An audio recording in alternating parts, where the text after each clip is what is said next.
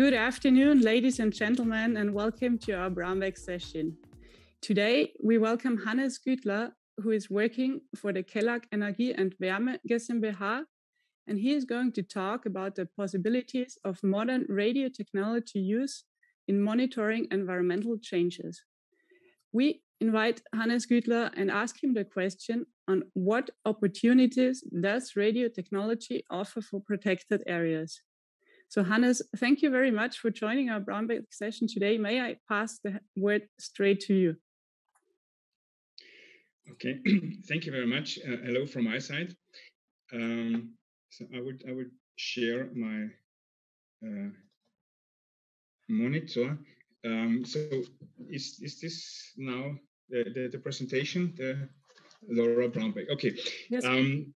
We as a Kelag, we come from the metering world, and we started radio readout, automatically radio readout in the early 20th century, to beginning of 2004, 2005.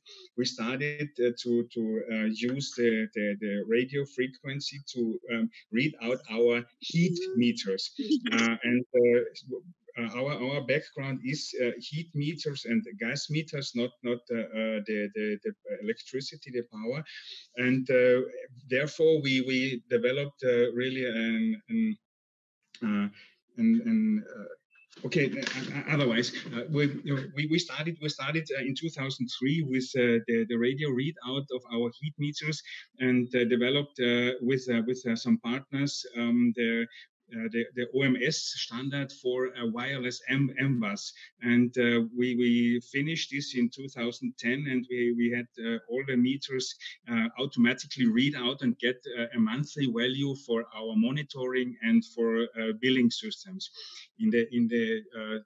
Later in 2016, 2017, there come the LoRa technology, and the LoRa technology as a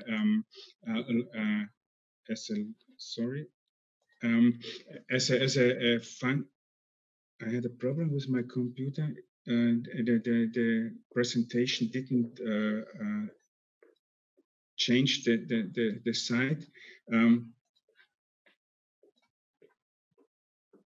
So now there is an indifferent. Okay. Now it's working. Yes. Okay. So thank you very much. Sorry for this interruption. And we started with the LoRaWAN technology, and LoRaWAN stands for Long Range Wireless Area Network. And the difference to the radio readout, what we had in the very beginning of the century, the wireless M-Bus was just for the metering world and not for IoT use case. And the metering world covered this as really proprietary system for their own use, and we had no possibility to use this on IoT use case. And the LoRaWAN covers this problem and gives us the possibility also to use this with a readout for the metering world, and to use all this sensor and application on the IoT level. And the advantage of the LoRaWAN is that we have a really high range of covering. So we could send the signal over a big distance, much more than 50 kilometers, with a low energy consumption, and all the sensors work on battery energy supply with a long battery life. So it's very cost intensive, efficient, and with a very low radio intensity. And so the Kelag concern, the Kelag group, decided to use this system for totally readout, and we change all our meters, and we have more than 20,000 heat meters, for example, to make the automatic readout with the LoRaWAN technology. So the LoRaWAN technology has really some very speciality, and for the signal transfer, we have a very high level of security. So with the LoRaWAN technology, we have different protection possibilities according to the governmental and the legal situation here, and also for the ISO certification, and it's very high covered with different keys, and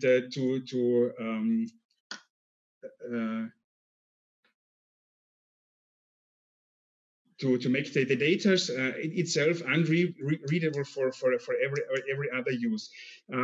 So as you see here in the picture, the devices sending the LoRa signal, or the devices work on battery energy supply. So I need no special energy for working that. Transfer the signal over the LoRaWAN a radio signal, and the gateway received the signal. The signals then transferred via GPS or GSM to a LoRaWAN network server, and the data are till that point still not readable for anybody. Just with the knowledge of the keys of the devices itself, and these are dynamic keys for each session. You could make this data readable for to use in different application, and later on sorry, I have really problems.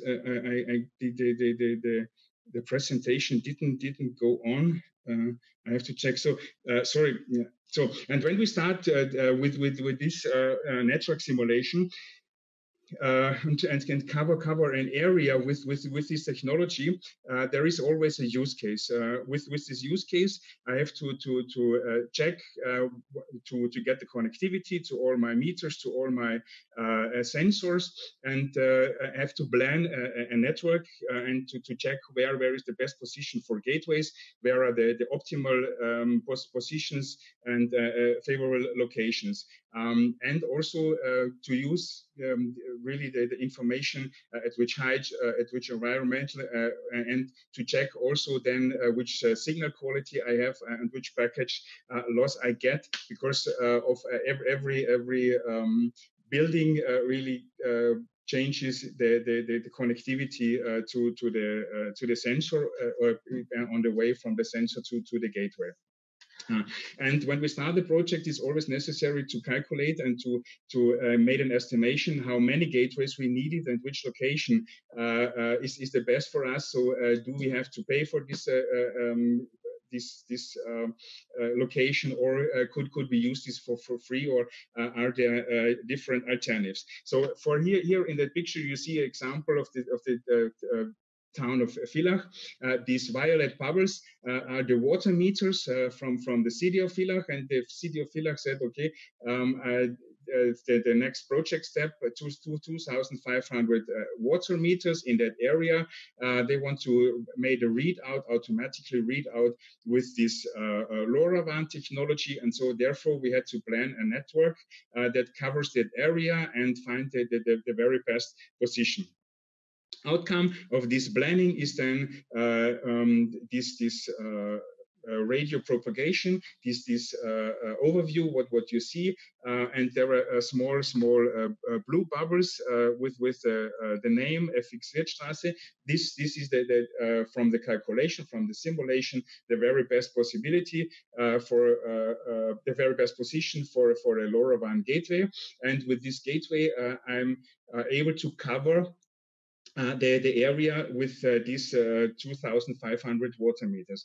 The water meters has a very special situation, because they are 2-3 meters under the ground. So the water meters are mainly in cellars or So we have to calculate this on a very special way. We made the difference in coverage. Do we have this just in a urban region, or do we have indoor coverage, or we have this deep indoor like we have here in the water meters? And therefore, it's depends how much gateways we have to install that we cover this area. When we, for example, when we go here just in an urban region, there's maybe one gateway necessary for this deep indoor 2 meters under the ground. We have to install here 5 gateways. Later on, when we drive, when we work with these LoRaWAN gateways, then we have some checkout. We made then some overview testing on the site we installed, and here you see then the installed water meters, and we check from which or how many gateways could receive the signals from the meters. So here you see sometimes I just reach the meters according to the situation from one gateway, but on the other hand, there is maybe from all 6 gateways what I shown before in the picture, the coverage of this gateway. So this is a very important information for us. That we could plan, that we get the feedback, and because customer said or needs to have connectivity to all his meters for automatically readout for every for calculation, for technical reasons, for monitoring, and so we made these dashboards for us, really, where we could then check the coverage and the reachable situation from the sensors or from the gateway itself.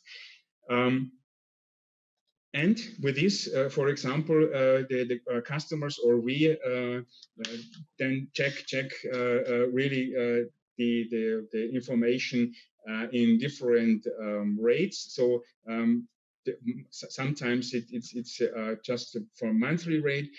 We, for monitoring, for driving our business, especially for the heat meters, we collected the information from the meters, from the sensors, and what you see in that example, every hour. So we get in very clear overview what happens to our district heating, or for example what I show you before in the case of water meter, every hour, and I could make a check if there is some problems.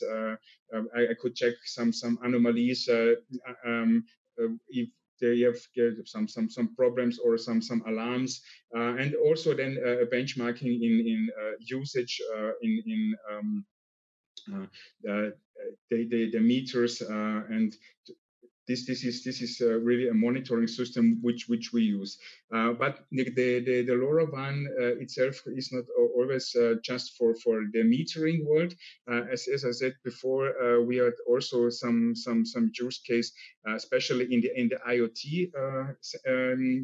In Internet of Things, and therefore we have a lot of application which we use in smart environment, in water management, in smart city application, safety and emergency, and smart metering. And we have some problems,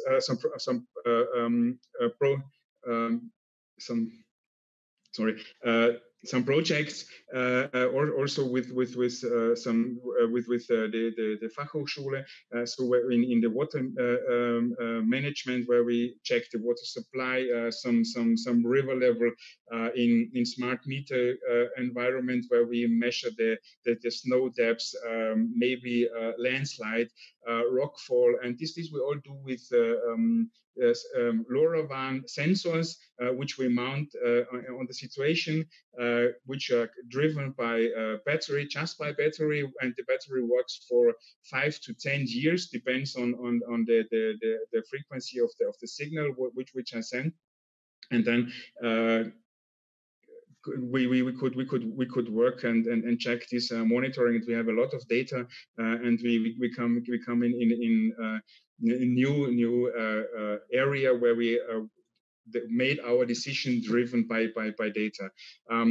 Also in smart city, it's very, very important right now to cover the air quality or go in intelligent lighting. And the LoRaWAN itself is not just an one direction communication from maybe from the sensor to the gateway. So I could also make some actuators where we give some information to valves or whatever to set then the on off, for example. So the LoRaWAN communication is in both directions possible.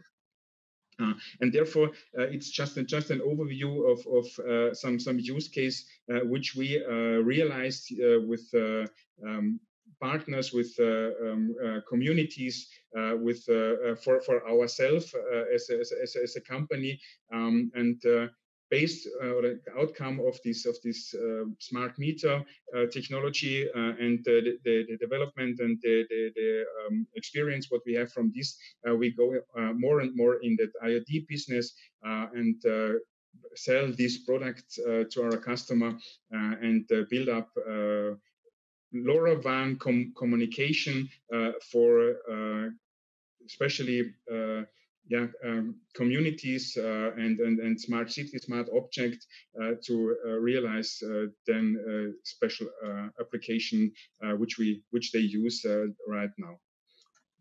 So this was a short overview of LoRaWAN, where we come from and what we have done in the past and what is our future expectations. And I think there are some questions maybe which we could discuss right now. Will ensure nature conservation in the 21st century. Be part of the new 4-semester part-time master program. Carinthia University of Applied Sciences.